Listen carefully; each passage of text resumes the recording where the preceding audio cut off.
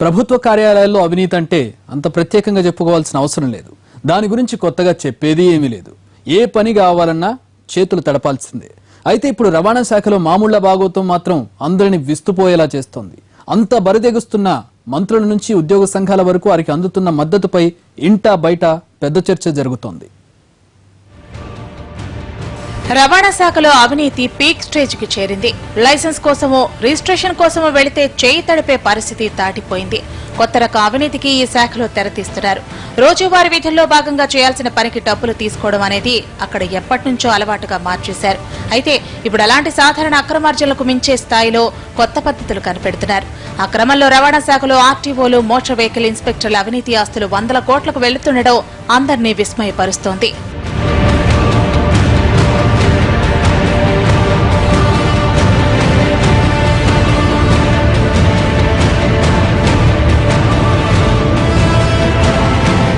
కొద్ది నెలల క్రితం మోహన్ అనే రవాణా శాఖ అధికారి అక్రమాస్తుల విలువ దాదాపు 1000 కోట్ల రూపాయలని తేలింది.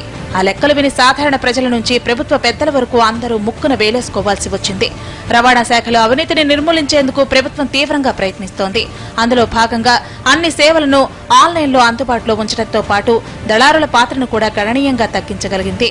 దాంతో సాధారణ సర్వీసుల ద్వారా పాల్పడే అవినీతికి ఆస్కారం లేకుండా పోయింది. అలాగే వాహనం కొనుగోలు చేసిన వెంటనే రిజిస్ట్రేషన్ చేయించుకుని రోడ్డెక్కే విధానాన్ని రూపొందించారు. ప్రభుత్వం ఆ విధంగా ఎన్ని పారదర్శక విధానాలు అమల్లోకి తెస్తున్నా, కఠిన నిబంధనలు అమలు చేస్తున్నా అవినీతి సామ్రాట్లు అయిన అధికారులు కొత్త స్కెచ్లతో అవినీతికి తెరలేపుతున్నారు. ఆ క్రమంలో మంగళగిరి ఎంవీఐ అసలు వాహనాలు లేకుండా రిజిస్ట్రేషన్లు చేస్తున్న వ్యవహారం పెద్ద సంచలనమే రేపింది. అలా వినూత్న పద్ధతిలో అవినీతికి పాల్పడుతున్న మోటార్ వెహికల్ ఇన్స్పెక్టర్ శివనాగేశ్వరరావు విషయంలో గట్టి చర్యలు తీసుకోవడానికి రవాణా శాఖ సిద్ధమైంది. అయితే వెంటనే ఉద్యోగ సంఘాల నేతలు రంగంలోకి దిగారంట. శివనాగేశ్వరరావు తమ సంఘంలో సభ్యుడని, అతని అక్రమాల విషయంలో చూసి చూడనట్లు వెళ్లాలని ఒత్తిడి తెస్తున్నారంట.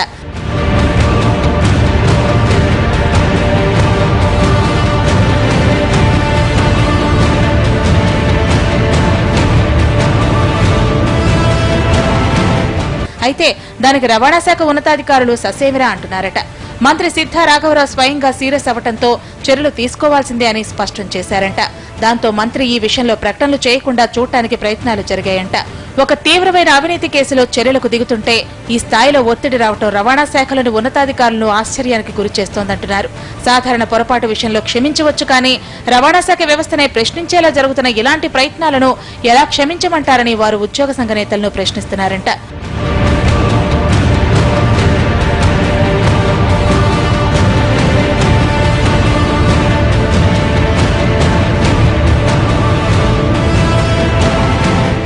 హైయర్ అఫీషియల్స్ ఎంత సీరియస్ గా ఉన్నా కులం, మతం, ప్రాంతం అనే అంశాలను తెరపైకి తెస్తూ శివ సస్పెన్షన్ నిలిపివేయడానికి ఉద్యోగ సంఘాలు ప్రయత్నిస్తున్నట్లు చెబుతున్నారు. అయితే అది సాధ్యం కాకపోవడంతో కనీసం ఏసీబీకి కేసు వెళ్లకుండా కేవలం శాఖాపరమైన దర్యాప్తుతో సరిపెట్టాలనే ప్రయత్నాలు కూడా జరిగాయంట.